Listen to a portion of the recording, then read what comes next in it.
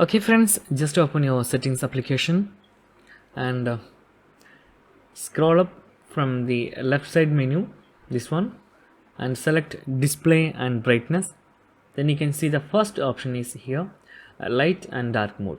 Okay, just tap on the dark mode. Now your device turn to dark mode. It is very useful, and also while recording it is very useful. Okay, so and also it is use less battery from the light mode. Light mode use more battery because that is white color, so our device provide more light to show up.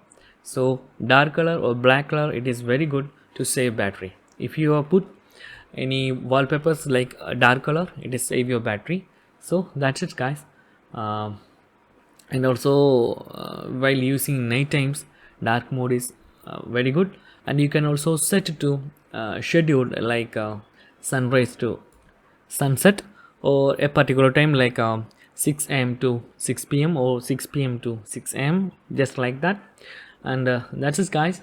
If you need any kind of Android or iPhone tutorial, just comment below. I will post your replays as videos so you can easily watch and understand it. And if you enjoyed this video, please like, comment, share and subscribe our channel for getting more videos like this. Thank you so much for watching. Have a nice day. Bye bye.